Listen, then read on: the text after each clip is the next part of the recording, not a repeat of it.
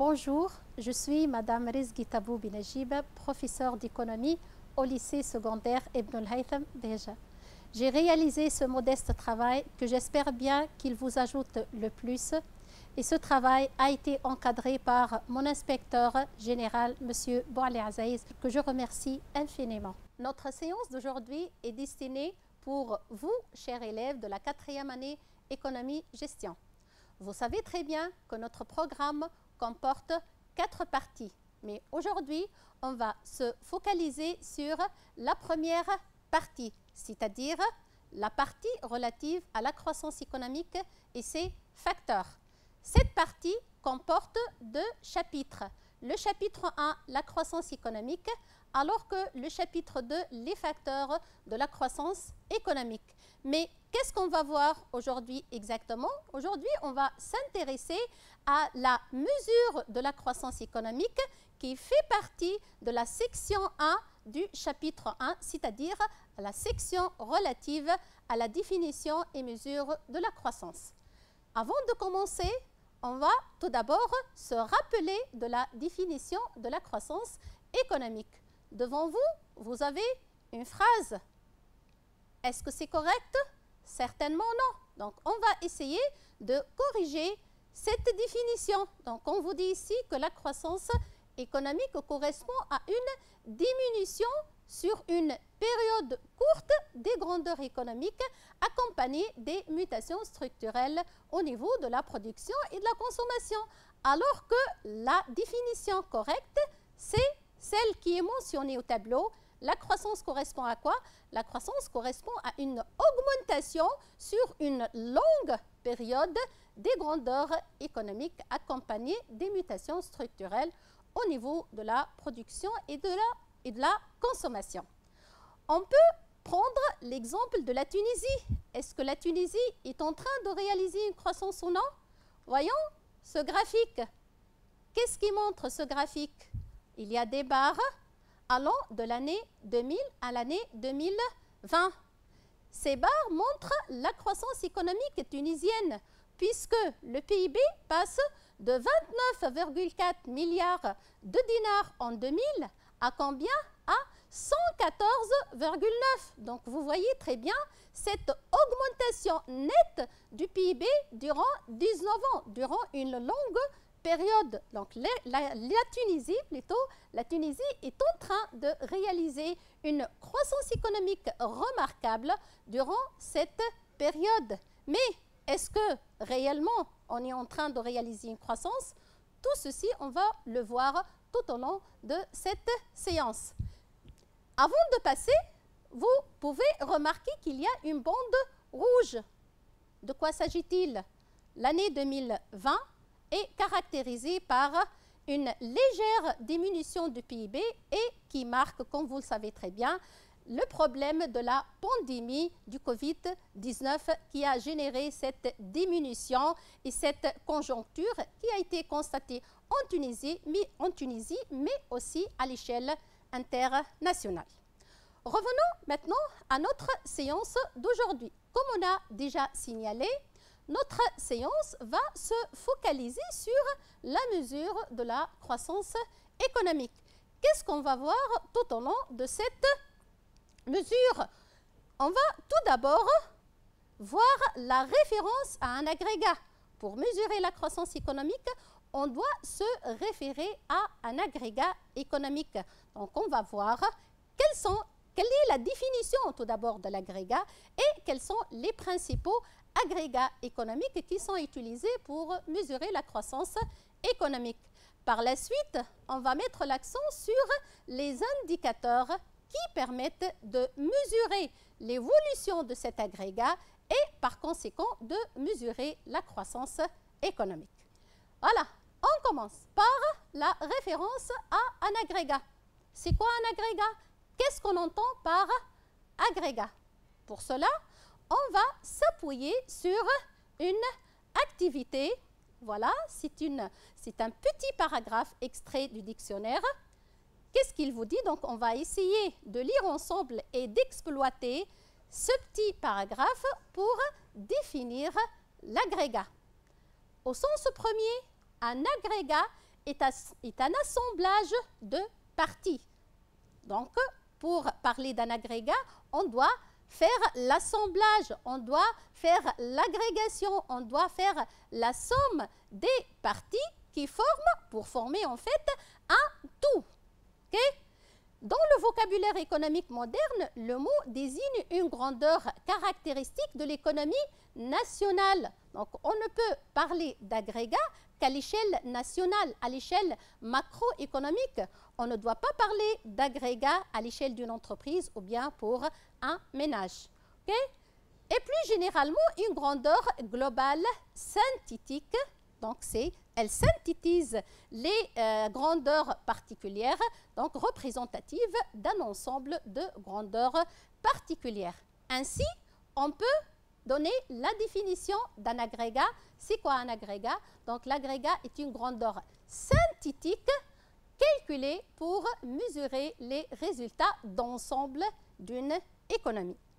Et on va prendre à titre d'exemple les agrégats suivants, le PIB et le PNB, qui vont nous permettre de mesurer par la suite la croissance économique. Mais la question qui se pose, qu'est-ce qu'on entend par PIB?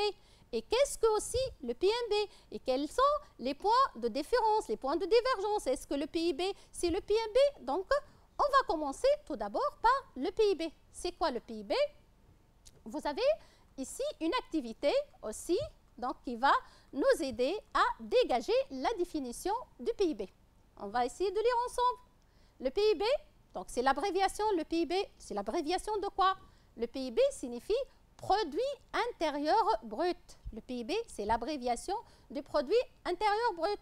Le PIB est un indicateur économique permettant de mesurer la production de richesse d'un pays.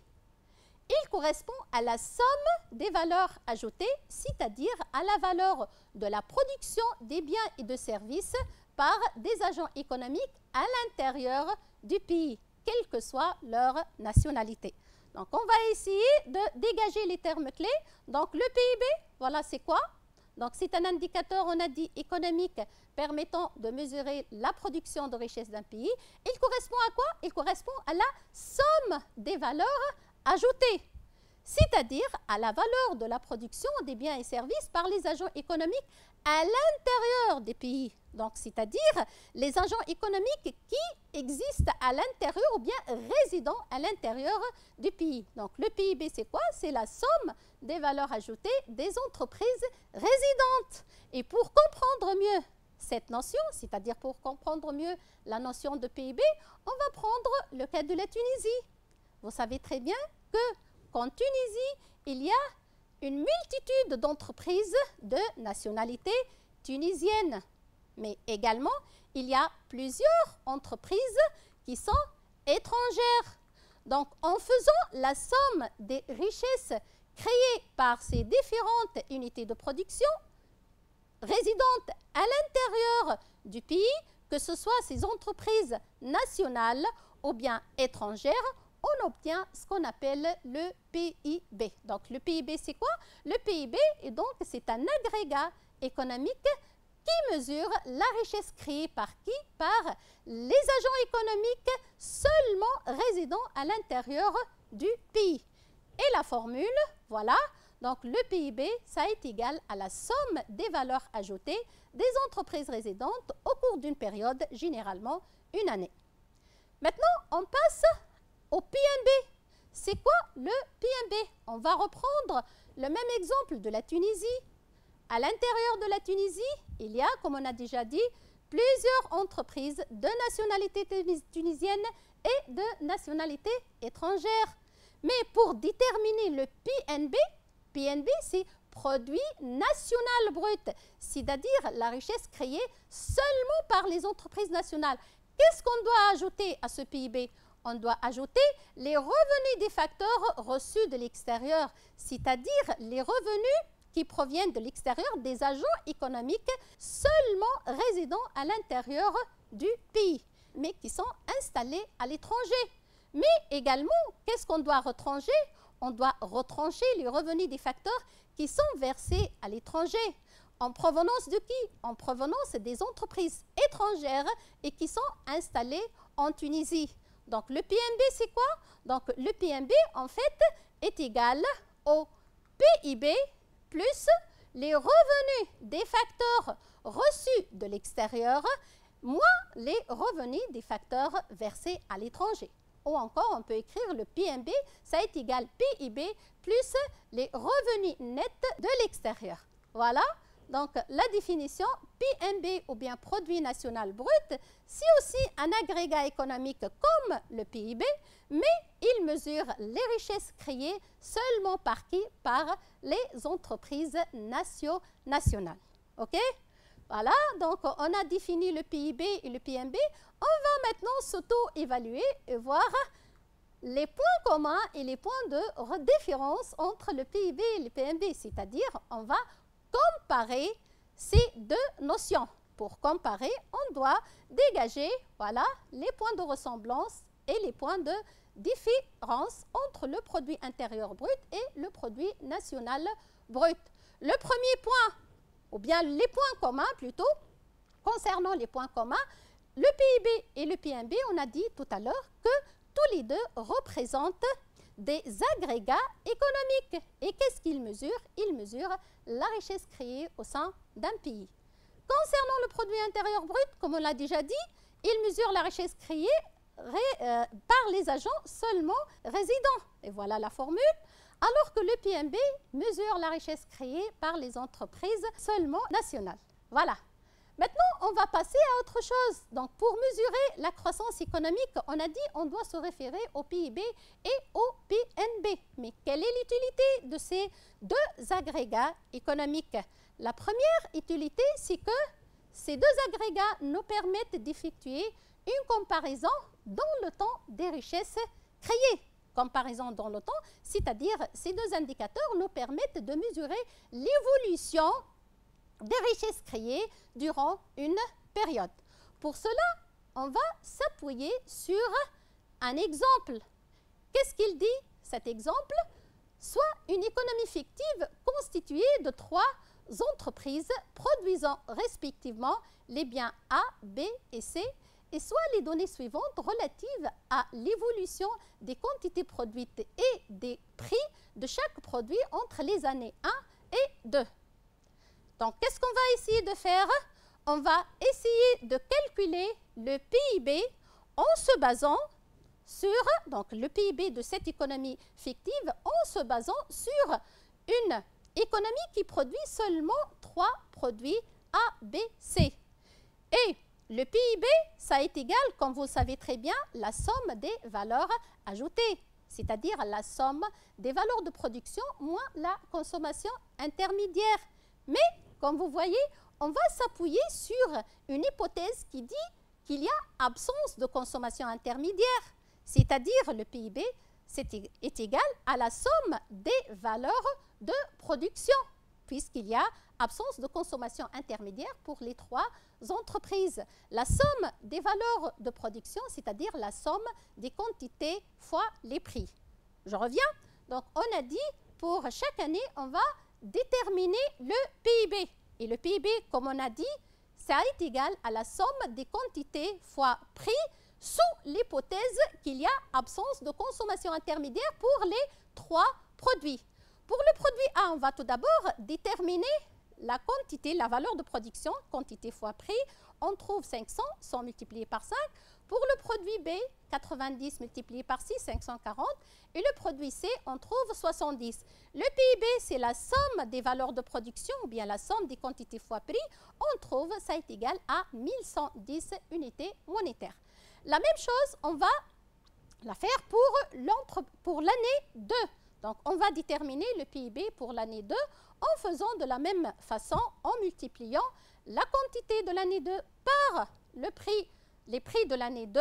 On trouve la valeur de production. En faisant la somme, on obtient le PIB de l'année 2. Le PIB qui est mentionné en rouge, c'est-à-dire 1610 unités monétaires, comment on l'a obtenu? On l'a obtenu en faisant la somme des quantités produites en l'année 2 par, on a multiplié par les prix de l'année 2, c'est-à-dire est calculé à partir des quantités et des prix de l'année en cours. C'est clair? Maintenant, on va supposer que les prix sont stables, c'est-à-dire on va multiplier les quantités de l'année 2 par les prix de l'année 1. On trouve 750, c'est-à-dire on a multiplié 150 par 5, 90 par 6 et 20 par 7. On a trouvé un PIB qui est égal à 1430. Ce qui est en vert, 1430, c'est un PIB, mais c'est un PIB qui est calculé à partir des quantités de l'année 2, mais des prix d'une année de référence. Dans notre exemple, l'année de référence, c'est l'année 1. Ceci nous conduit à parler de ce qu'on appelle PIB à prix courant et PIB à prix constant. Ce qui est en rouge, c'est un PIB calculé à partir des prix et des quantités de l'année en cours, et plus précisément des prix de l'année en cours. Donc, on parle ainsi de ce qu'on appelle le PIB à prix courant. Alors que ce qui est en vert, c'est un PIB calculé, c'est vrai, à partir des quantités de l'année 2, mais des prix de l'année 1, d'une année de référence, c'est ce qu'on appelle PIB à prix constant. Voilà, donc le PIB à prix courant, c'est un PIB calculé à partir des prix de l'année en cours, qui est en rouge, alors que le PIB à prix constant, c'est un PIB qui est en vert, c'est un PIB calculé à partir des prix d'une année de référence. Et cette année de référence, elle peut être une année de base ou bien l'année précédente. Et comme on l'a déjà vu, donc le PIB à prix constant, dans le PIB, ou bien lorsqu'on a calculé le PIB à prix constant, on a éliminé l'effet de la hausse de prix. Donc le PIB à prix constant, comment on le détermine? On le détermine en déflatant le PIB nominal. Et on obtient ainsi la formule PIB à prix constant égale PIB nominal sur le déflateur de PIB fois 100. Donc, le PIB à prix constant élimine l'effet de la hausse des prix ou bien l'effet de l'inflation.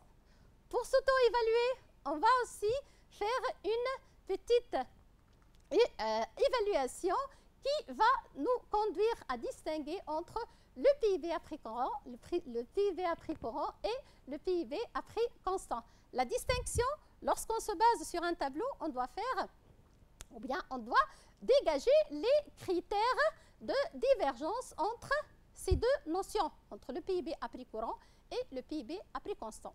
Comme on l'a déjà vu, le premier critère, c'est quoi? C'est que le PIB à prix courant, il est déterminé à partir des prix de l'année en cours, alors que le PIB à prix constant, il est déterminé à partir des prix de l'année précédente, ou bien de l'année de base, ou bien de l'année de référence. Donc, le critère retenu, c'est les prix de référence. Le PIB à prix courant est déterminé à partir des prix de l'année en cours, alors que le PIB à prix constant, il est déterminé à partir des prix de l'année de référence, comme on l'a déjà dit, soit l'année de base, soit l'année précédente. Maintenant, on va essayer de dégager ensemble le second critère. Le PIB à prix courant, lorsqu'il augmente, c'est une augmentation des quantités et ou des prix.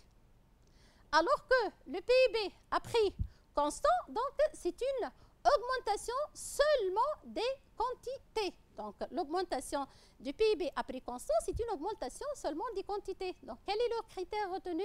C'est d'où provient l'augmentation de ce PIB. Pour cela, on retient le critère, les causes de son évolution. Le premier, il est dû, ou bien l'augmentation résulte seulement, l'augmentation résulte d'un accroissement des quantités ou des prix, alors que l'augmentation de PIB à prix constant résulte d'une augmentation uniquement des quantités et élimine l'effet de l'inflation.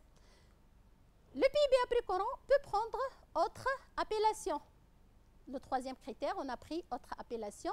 Le PIB à prix courant peut être aussi appelé PIB nominal, alors que le PIB à prix constant, c'est PIB réel. PIB à prix courant, on l'appelle aussi PIB en valeur, alors que le PIB à prix constant, c'est le PIB en volume. Le PIB à prix courant, on peut aussi l'appeler PIB numéraire, alors que le PIB à prix constant, c'est un PIB physique. C'est clair. Donc, on a distingué entre le PIB à prix courant et le PIB à prix constant, mais pour mesurer la croissance, quel est l'indicateur le plus efficace pour mesurer cette croissance économique? Est-ce que c'est le PIB à prix courant ou bien le PIB à prix constant? Pour cela, on va se baser sur l'activité 8 de votre manuel scolaire. Et on va mettre l'accent sur la réponse à la question numéro 1. On va essayer de répondre juste à la première question. On lit ensemble le premier paragraphe de notre activité. Qu'est-ce qu'on vous dit? La croissance économique est mesurée par la progression. La croissance économique, par quoi on peut la mesurer? On la mesure par la progression, l'augmentation. Et ça nous conduit à parler du taux de croissance. Donc, par le taux de croissance. De quoi? Du produit intérieur brut, du PIB, après élimination de la hausse des prix. Donc, quel est le PIB qui élimine la hausse des prix? C'est, comme on l'a déjà vu, c'est le PIB à prix constant. Donc, l'indicateur, ici, on vous demande quel est l'indicateur de référence qui permet de mesurer la croissance réelle des richesses créées. Quel est l'indicateur? C'est en fait plutôt le taux de croissance du PIB. Et de quel PIB? C'est du PIB réel ou bien du PIB à prix constant. Voilà. L'indicateur de référence qui permet de mesurer la croissance réelle de la richesse créée est le taux de croissance du PIB à prix constant. Pourquoi? Afin d'éliminer l'effet de la hausse des prix. Maintenant, on va passer à autre chose. On a dit tout à l'heure que le PIB ou bien le PNB, tous les deux nous permettent d'effectuer une comparaison dans le temps. Et on a vu jusqu'à maintenant que pour mesurer la croissance économique, on doit se référer au taux de croissance du PIB à prix constant, malgré qu'il y a le PIB à prix courant, mais l'indicateur le plus efficace et le plus pertinent, c'est le taux de croissance du PIB à prix constant, puisqu'il élimine l'effet de l'inflation. On peut aussi utiliser les PIB pour effectuer une comparaison dans l'espace des richesses créées. Pour cela, on va maintenir la même activité. L'activité 8, page 17. Le titre, le PIB à parité de pouvoir d'achat. Parité de pouvoir d'achat. Donc, c'est quelque chose de nouveau pour vous, certainement. Et déjà, si vous lisez le second paragraphe, on vous dit que les comparaisons internationales sont effectuées en parité de pouvoir d'achat. La question qui se pose, qu'est-ce qu'on entend par parité de pouvoir d'achat? Pour cela, on va prendre un exemple. On va prendre deux paniers de marchandises identiques. En Tunisie, ce panier de marchandises coûte 200 dinars, alors que ce même panier coûte 100 € en France. Donc, un panier qui comporte du pain, du lait, de la viande, ainsi de suite. Le même panier de marchandises coûte en Tunisie 200 dinars, alors qu'en France, il coûte 100 €. Donc, la parité de pouvoir d'achat, c'est le rapport des prix. Donc, la parité de pouvoir d'achat entre le dinar tunisien et l'euro sera 1 euro égale 2 dinars tunisiens. C'est ce qu'on appelle le taux de change fictif. Et il faut distinguer entre ce qu'on appelle le taux de change fictif et le taux de change que vous connaissez tous et qui est déterminé à partir, bien sûr, le marché de change à partir de la loi de l'offre et de la demande des devises. Et ce taux de change, il est appelé, comme je l'ai déjà dit, un taux de change réel ou bien un taux de change officiel. Vous voyez, le 18 mars 2021, le taux de change réel ou bien officiel, 1 euro égale 3,28 dinars. Ce n'est pas le même comme le taux de change fictif. Donc, le taux de change fictif, il est déterminé selon les prix des paniers de marchandises dans chaque pays, alors que le taux de change officiel est déterminé selon la loi de l'offre et de demande des devises sur le marché de change. OK? Si on revient maintenant à notre activité, et c'est presque le même exemple, donc on retient le second paragraphe, on vous dit que les comparaisons internationales sont effectuées en parité de pouvoir d'achat de manière à gommer les différences des structures de prix d'un pays à l'autre. Pour cela, on considère des paniers identiques des biens et de services similaires, comme on a pris pour le cas de la Tunisie et de la France, représentatif de la consommation des ménages dans différents pays pour effectuer la comparaison. Au lieu de prendre le taux de change de la monnaie nationale, le taux de change, ou bien au lieu de prendre le taux officiel, au lieu de prendre le taux de change officiel de change de la monnaie nationale avec l'euro, on utilise le rapport du prix de chaque panier. Donc, on utilise, au lieu du taux de change réel, on utilise le taux de change fictif, le rapport du prix de chaque panier. Par exemple, il nous donne ici un exemple, si le panier en question coûte 100 € du côté-ci de l'Atlantique et 100 $ aux États-Unis, la PPA sera combien? La PPA entre l'euro et le dollar sera 1 € égale 1,1 $, alors que le taux de change officiel le 25 septembre 2001, de l'euro valait donc 0,916 $. Donc, c'est presque comme on a expliqué pour le cas de la Tunisie et la France. On n'a pas encore répondu à la question 2. Maintenant, on va répondre à la question de notre activité. Pourquoi le recours au PIB évalué en PPA s'impose-t-il? Quelle est l'utilité? Pourquoi on cherche à calculer le PIB à PPA? Donc, qu'est-ce qu'on vous dit? Les comparaisons, toujours, on revient au second paragraphe. Les comparaisons internationales sont effectuées en parité de pouvoir d'achat. Donc, le PIB à PPA est déterminé ou bien il est calculé pour effectuer des comparaisons internationales des richesses créées. Et aussi, il vous dit de manière à gommer les différences des structures de prix d'un pays à l'autre. Donc, le PIB à PPA nous permet d'effectuer une comparaison internationale des richesses créées, mais aussi il nous permet d'éliminer les différences des structures des prix entre les pays. Voilà. Le PIB à PPA, c'est quoi alors? Le PIB à PPA est un PIB calculé sur la base d'un taux de change fictif qui rend équivalent le prix d'un panier de marchandises dans chaque pays. Qu'est-ce qu'il nous permet de faire? La première utilité, il permet d'effectuer une comparaison réelle dans l'espace des richesses créées. La deuxième utilité, il nous permet d'éliminer les différences des structures des prix entre les pays, ou bien il nous permet de gommer les différences des structures des prix entre les pays, et il nous permet donc d'évaluer la richesse créée en un standard de pouvoir d'achat de façon à ce que tous les PIB de tous les pays soient évalués avec la même unité monétaire. Est-ce que le PIB à PPA est le seul indicateur qui nous permet d'effectuer une comparaison internationale des richesses créées? Donc, cette question, plutôt avant de passer, on a le PIB à PPA, est égal au PIB exprimé en monnaie nationale multiplié par le taux de change fictif. Donc, c'est la formule, comment on détermine le PIB à PPA. Revenons maintenant à la question, est-ce que ce PIB à PPA, qui est déterminé à partir du taux de change fictif, est le seul indicateur qui nous permet d'effectuer une comparaison internationale des richesses créées?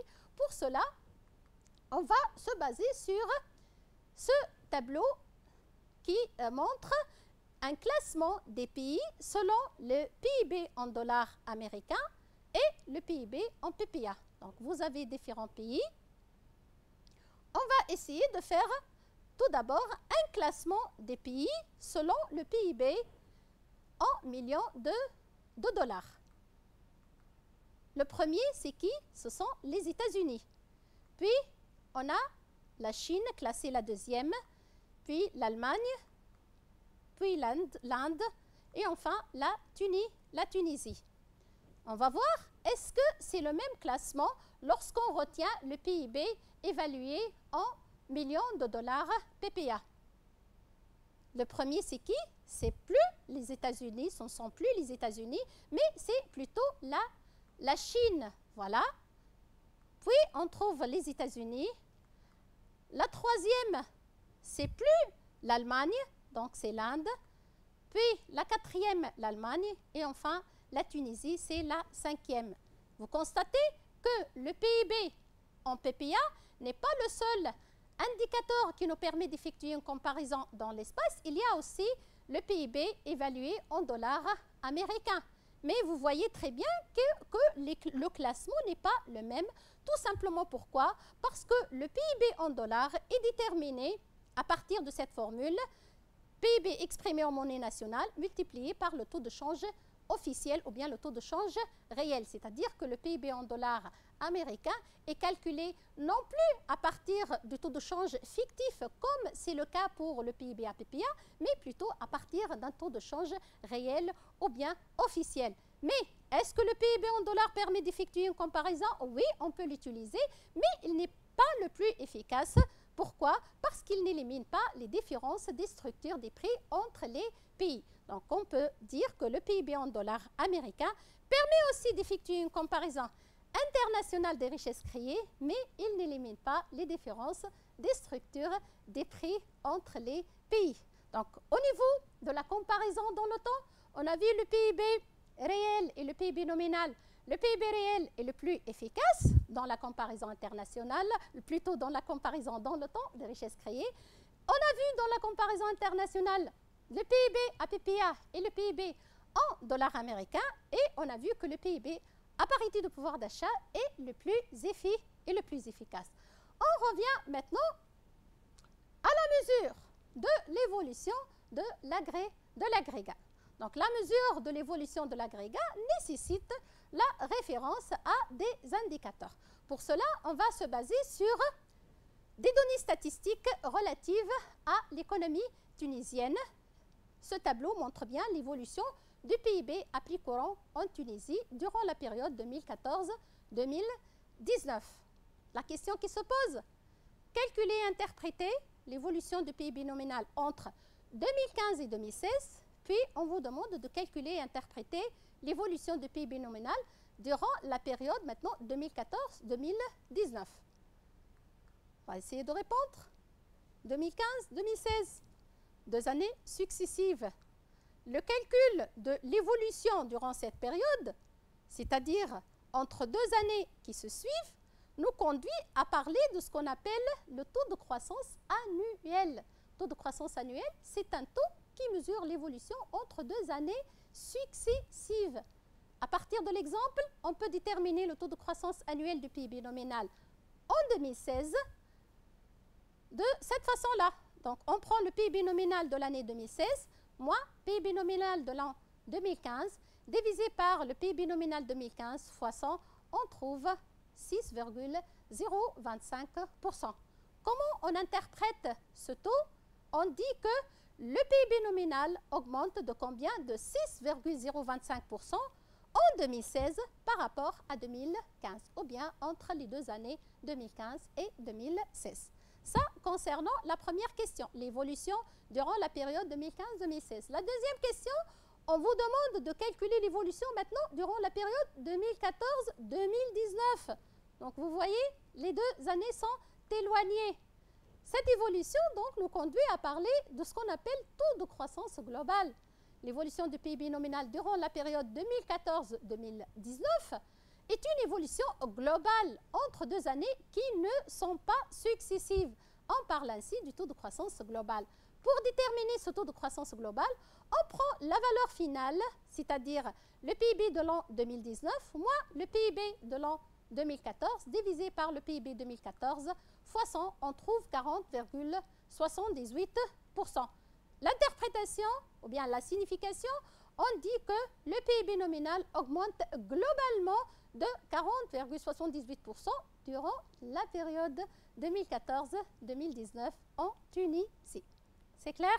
Ça concernant voilà, les 2 premiers taux qui nous permettent de mesurer l'évolution de l'agrégat ou bien l'évolution de PIB ou bien qui permettent de mesurer la croissance économique. Le premier taux, c'est un taux de croissance annuel du PIB à l'instant Tn égale PIB à l'instant Tn moins PIB à l'instant Tn-1 sur PIB à l'instant Tn-1 fois 100 avec Tn-1 et Tn sont 2 années successives.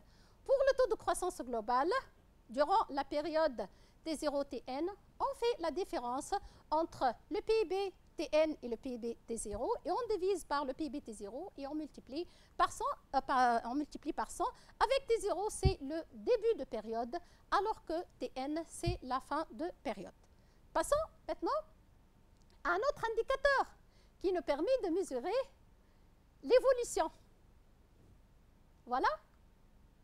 Qu'est-ce que vous constatez? Il y a une courbe, donc ça montre bien l'évolution du PIB, ce n'est pas en Tunisie mais en France. Donc la courbe, ça montre les taux de croissance annuels du PIB de la France durant la période 1950-2010. Mais ce qui est en rouge, c'est un taux de croissance annuel moyen durant la période 1950-1974. Ce qui est en violet, c'est un taux de croissance aussi annuel moyen durant la période 75-89. Et ce qui est en vert, c'est un taux de croissance annuel moyen durant la période 90-2007. Concernant le taux de croissance annuel moyen, donc vous n'êtes pas obligé de faire le calcul, mais juste vous faites l'interprétation. Donc, c'est quoi le taux de croissance annuel moyen? Donc, ce taux-là mesure l'évolution moyenne durant une période. Si, par exemple, en France et durant la période 90-2007, le PIB augmente en moyenne et par an de 2%, on dit augmente en moyenne et par an de 2%, comme si le PIB augmente chaque année de 2%. Donc, je reprends pour le taux de croissance annuel moyen. Donc, juste vous faites l'interprétation. Et comment on interprète la valeur du taux de croissance annuel moyen? On dit que en France, par exemple, ici, on a pris le cas de la France. En France, et durant cette période, le PIB augmente en moyenne et par an de cette valeur-là de 2%. On peut aussi prendre le cas de la Tunisie. Voilà. Si le taux de croissance annuel moyen du PIB tunisien durant la période 2010-2019 est égal à 1,8%, qu'est-ce qu'on dit? Ou bien, comment on l'interprète? Tout simplement, on dit qu'en Tunisie, le PIB augmente en moyenne et par an de 1,8% entre 2010 et 2019. Donc, jusqu'à maintenant, la mesure de l'évolution peut être, bien, on peut se référer pour mesurer l'évolution soit au taux de croissance annuel, au taux de croissance global ou bien au taux de croissance annuel moyen. Mais il existe aussi autres indicateurs. On revient au graphique qu'on a présenté au début de la séance. Qu'est-ce qu'on vous demande? On vous demande de combien a été multiplié le PIB à prix courant durant la période 2000-2019. Lorsqu'on vous pose cette question, automatiquement, on doit parler de ce qu'on appelle le coefficient multiplicateur. C'est quoi le coefficient multiplicateur? Déjà, vous avez vu ceci à partir de la deuxième année. Le coefficient multiplicateur est égal à la valeur finale divisée par la valeur initiale. Dans notre cas ici, on va diviser le PIB de l'année 2019, 114,9, par le PIB de l'année 2000, 29,4. On trouve ce qu'on appelle le coefficient multiplicateur. Voilà, en divisant 114,9 par 29,4, on trouve 3,90. Et on interprète en disant que le PIB nominal a été multiplié par 3,90 entre les années 2000 et 2019. OK? Maintenant, on va passer à autre chose, ou bien à donner une relation entre le coefficient multiplicateur, la formule du coefficient multiplicateur, et celle du taux de croissance global. Si on revient à la formule du taux de croissance global, qui est égal PIB-TN moins PIB-T0 sur PIB-T0 fois 100, PIB-TN sur PIB-T0 moins PIB-T0 sur PIB-T0 fois 100, on trouve donc la première, ça revient, ou bien ça correspond au coefficient, c'est la formule du coefficient multiplicateur, moins PIB-T0 sur PIB-T0, c'est 1, moins 1 fois 100. Donc, le taux de croissance global, ça est égal à quoi? Ça est égal au coefficient multiplicateur, moins 1 fois 100. Ainsi, on peut dégager la formule du coefficient multiplicateur à retenir, PIB-T1 sur PIB-T0 avec T0 début de période et T1, Tn fin de période, La relation, le taux de croissance global égale coefficient multiplicateur moins 1 fois 100. Et par analogie, donc le coefficient multiplicateur sera le taux de croissance global divisé par 100 plus 1. C'est clair? On passe maintenant à un autre indicateur. Pour cela, on va se baser sur l'activité 14, page 19. Le titre, l'indice du PIB. Donc, c'est un autre indicateur.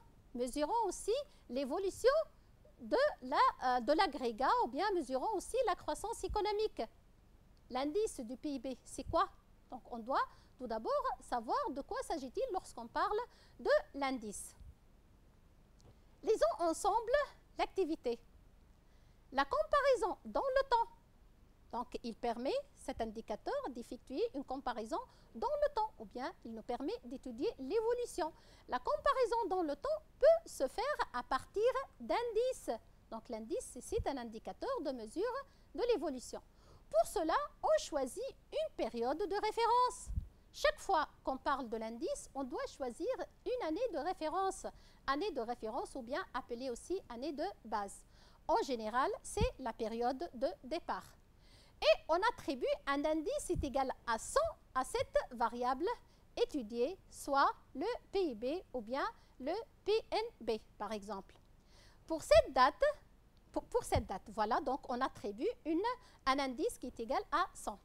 La valeur pour la période d'arrivée est alors exprimée à son tour en indice, ce qui permet de visualiser immédiatement la croissance entre les deux années ou bien entre les deux dates.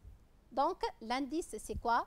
L'indice du PIB est égal alors à l'instant T par rapport à une année de référence ou bien année de base est égal au PIB à l'instant T divisé par le PIB de l'année de base et on multiplie par 100. Donc, le dernier plutôt indicateur qui nous permet de mesurer l'évolution de l'agrégat ou bien qui nous permet de mesurer la croissance économique, c'est l'indice. L'indice du PIB à l'instant Tn par rapport à une année de base T0 égale PIB-Tn sur PIB-T0 fois 100 avec T0 comme on l'a déjà dit et l'année de base ou bien de référence. On va maintenant voilà, donc l'indice, c'est quoi en fait? L'indice de PIB donc, ou du PNB, c'est un indicateur qui permet de mesurer l'évolution du PIB à une date donnée par rapport à quelle date? Par rapport à l'année de base ou bien à l'année de référence. Et à l'année de base, toujours, on attribue 100 à l'indice pour la variable ou bien pour l'indice de la variable étudiée. Maintenant, on va passer à la question qui est posée dans le document. Dans le document, on vous dit, ou bien dans l'activité de votre manuel relative à l'indice, on vous demande de déterminer la relation entre les indicateurs suivants. Relatif à quoi? Relatif au PIB ou au PNB. L'indice, le taux de croissance globale, le coefficient multiplicateur, et ceci dans quel cas? Lorsque l'année de référence est l'année de départ. En d'autres termes, on vous demande de présenter une relation entre quoi? Entre l'indice, le taux de croissance globale et le coefficient multiplicateur dans le cas où l'année de départ ou bien le début de période se confond avec l'année de base. On va prendre tout d'abord l'indice. L'indice qui est égal PIB, indice du PIB, égale PIB-Tn sur PIB-T0 fois 100. Lorsque T0, qui est pour l'indice, c'est l'année de base, est égal à l'année de départ pour l'indice, donc pour plutôt le coefficient multiplicateur. PIB-Tn sur PIB-T0 sera le coefficient multiplicateur et on multiplie par 100. Donc l'indice, on peut le déterminer en multipliant le coefficient multiplicateur par 100. Ça, concernant la relation entre l'indice et le coefficient multiplicateur.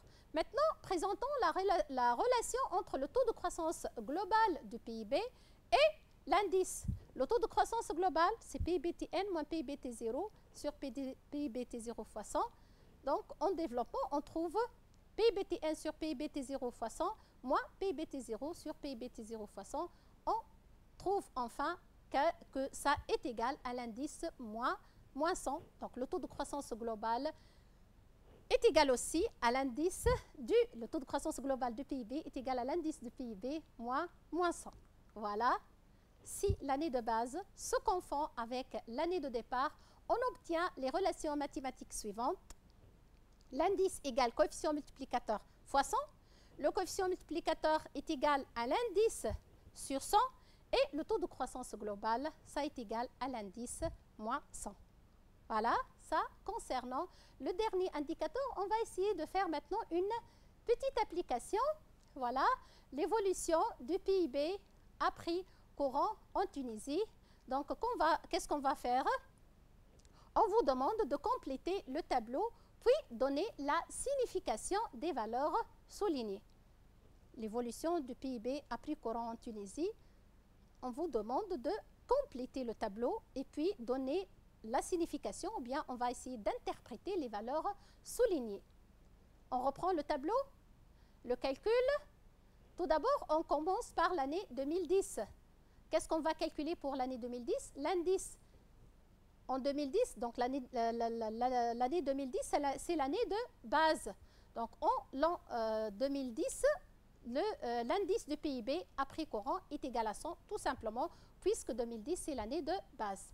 Pour l'année 2015, comment on détermine l'indice? On va diviser le PIB de l'année 2015 par le PIB de l'année 2010 et on multiplie par 100, on trouve 134,32.